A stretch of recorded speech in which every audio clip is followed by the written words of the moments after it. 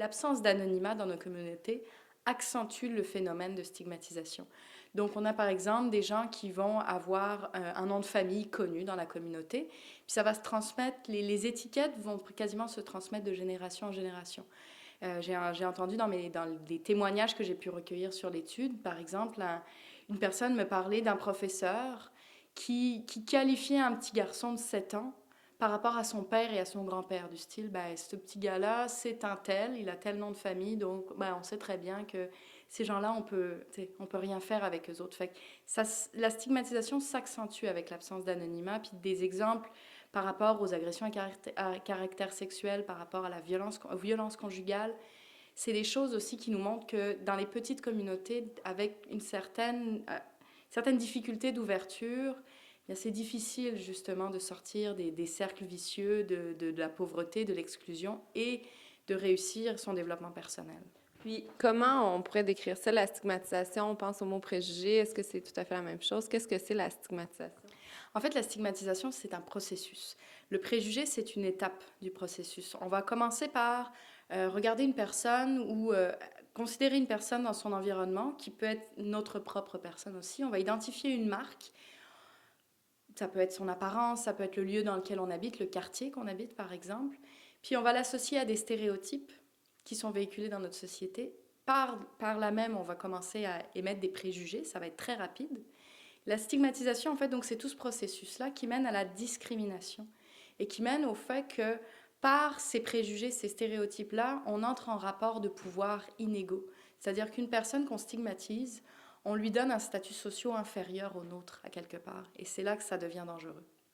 Puis là, à partir du moment où ce constat-là est fait, vous avez passé plusieurs mois justement à analyser la situation. Qu'est-ce qu'on fait? On met le document de côté, on continue? Évidemment, le plus important, ça va être, et le gros défi, ça va être de mobiliser les acteurs de la MRC, du territoire, qu'ils soient les élus, le milieu de la santé, le milieu de l'éducation, le milieu du développement local, pour que ce travail-là devienne un outil de travail, pour qu'on se dise, OK, ça existe dans nos milieux, voici à quoi il faut faire attention et voici comment on peut peut-être modifier, améliorer nos pratiques quotidiennes dans nos missions respectives. Plusieurs fois, on m'a dit, à cause de telles problématiques, j'ai mis du temps à aller faire mon épicerie. À cause de ce que j'ai vécu ou de ce que je vis, je ne vais pas faire certaines activités de loisirs, par exemple. Les conditions de vulnérabilité, la situation de vulnérabilité peut émerger parce qu'on a une dépendance, parce qu'on a des problèmes de santé mentale, dépression ou maladies plus importantes, plus chroniques. Parce qu'on a eu un problème de santé physique, on a vécu des violences conjugales, on a vécu des difficultés d'apprentissage. Donc, c'est tout des difficultés, des bagages qu'on tient et avec lesquels on est obligé de vivre. Fait que c'est assez varié, en fait. Puis, tout le monde peut vivre ce genre de situation-là. Donc, qu'est-ce que vous lancerez comme petite ligne de sensibilisation aux gens qui écoutent? C'est un appel à la vigilance quant aux préjugés. Le jugement, c'est une des actions qu'on va faire le plus spontanément.